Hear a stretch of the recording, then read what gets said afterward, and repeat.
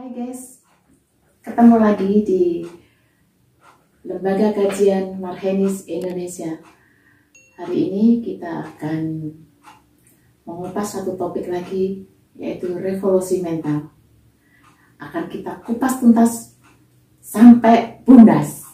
Kita hari ini bersama Direktur Lembaga Kajian Marhenis Indonesia, Bapak Soekarno Altro.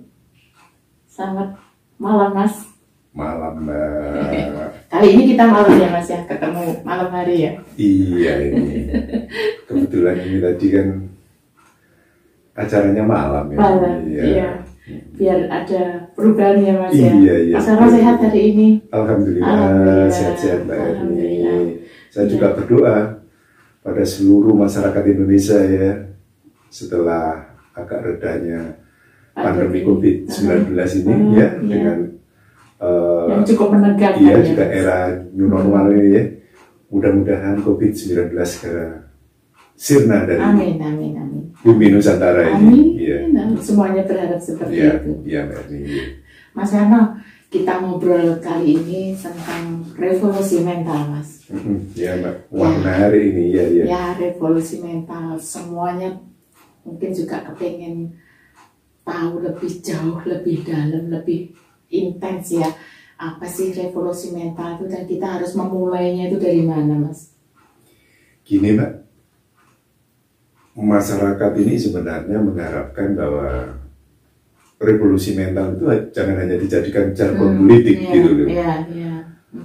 Setelah Pilpres selesai, maka revolusi mental selesai. Belum, Mbak, karena implementasi daripada revolusi mental itu kan belum ada, baik dari tingkat pusat sampai di tingkat masyarakat bawah. Ya, benar, Mas. Jadi jargon politik itu memang seperti itu ya. Jadi belum nyampe ke masyarakat. Jadi apa sih sebenarnya revolusi mental itu? Konkretnya seperti apa yang harus masyarakat lakukan gitu? Gini, Mbak, kebetulan ini kan ada momentum pilkada serentak seluruh Indonesia. Betul, tahun 2020 ya? Iya, tahun ini juga ya, nanti tanggal 9 bulan Desember. Iya.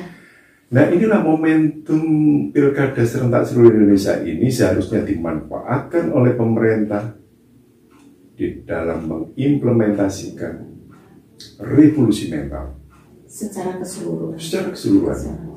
Nah, bagaimana implementasinya? Implementasinya adalah bahwa selama ini bahwa pilkada itu ditengarai, di mana-mana itu terjadi money politik, sehingga sudah menjadi rahasia umum bahwa baik itu wali kota, bupati ataupun gubernur yang terpilih itu tidak lepas dengan money politik. Sudah termindset bahkan mungkin. Betul, sudah termindset. Ya.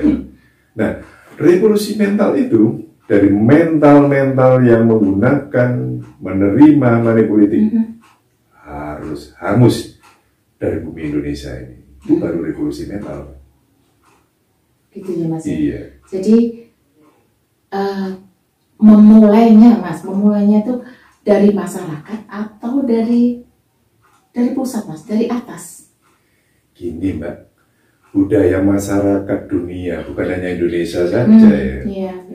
Masyarakat dunia itu kalau kita ingat, ketika John Lennon masih hidup, John Lennon itu kan pakai kacamata buntar. Kacamatanya kan bulat itu. Iya, identik ya. Kalau John Lennon pasti pakai yang bulat itu. Nah, itu hampir masyarakat dunia itu meniru. Iya, jadi kacamata buntar itu bulat itu ditiru oleh masyarakat dunia. Iya, terkenal dengan kacamata John Lennon kan itu. Iya. Artinya, baik itu artis, politisi, atau pejabat tinggi negara, perilakunya itu ditiru oleh masyarakat. Jadi revolusi mental yang benar itu diawali dari pejabat tinggi, baik itu presiden, para menteri, itu harus bisa memberikan tauladan yang baik. Misalnya satu contoh, letak geografis Indonesia yang sangat strategis, negara yang berada di daerah Khatulistiwa ini, apa saja bisa tumbuh. Loh, terus kenapa beras impor, gula impor, bawang impor, bawang merah impor, semua Pak, buah-buahan itu impor, sampai pisang itu impor. Nah, mental yang suka ngimpor inilah sebenarnya yang harus juga direvolusi. Harus lebih dulu direvolusi. Oh iya, harus dulu direvolusi, karena dengan revolusi mental para pejabat tinggi, maka implikasinya itu akan ke daerah, gitu loh. Sehingga petani kita itu akan rajin bercocok tanam, rajin produksi beras, rajin menanam tebu, sehingga gula tidak perlu impor, beras tidak perlu impor. Kita bisa swasembada pangan, gitu loh. Karena revolusi mentalnya itu dimulai dari para menteri yang hobinya impor. Gitu. Ini hobi impor itu para menteri ya Mas ya? Oh iya, betul itu, iya. Berarti ada tendensi, ada something tendensi. Oh gitu, iya, kalau impor itu kan ada. Ini yang memang harus besar-besaran merevolusinya. Iya, gitu ya Mas ya? Iya. Nah, kalau dari atas nih Mas, kan harus ada aturan yang membatasi supaya nggak import, supaya nggak mindsetnya itu tidak selalu import barang-barang seperti itu. Harus ada undang-undang atau aturan seperti itu Mas. Sebenarnya aturan regulasinya itu sudah ada. Sudah jelas sebetulnya ya. Nah, hanya tinggal pengawasan. Nah, disinilah sebenarnya fungsi jenengan waktu pemilu memilih wakil sampean di DPR RI itu. Nah, ini ada tugas daripada DPR RI itu melakukan pengawasan terhadap kinerja para menteri. Gitu. Bagaimana para menteri itu tidak hobi impor terus, gitu. Itu kan harus ada pengawasan dari DPR. Nah, kalau DPR-nya diam, pelongo-pelongo ya akibatnya seperti ini, gitu. Harus ada brainwash untuk mencuci Mas ya, pemahaman itu Mas. Oh iya, iya. Harus seperti itu ya. Harus. Iya, jadi revolusi mental itu meliputi seluruh aspek kehidupan dan seluruh lapisan masyarakat. Jadi dari masyarakat tingkat bawah sampai ke tingkat presiden, Pak. Nah ini kan sudah mulai ada DPR-nya, hakimnya, jaksanya, polisinya, para menteri, semua harus merevolusi mentalnya gitu. Oke. Kalau bicara masyarakat nih Mas, revolusi mental yang tadi dari kalangan atas ya Mas ya. Kalau dari kalangan bawah, kira-kira kalau dari dunia pendidikan itu perlu nggak juga direvolusi Mas? Oh sangat perlu. Sangat perlu ya Mas ya. Sangat perlu karena generasi mendatang ini merupakan dasar. Generasi penerus, jadi pendidikan ini harus diperkuat. Gitu.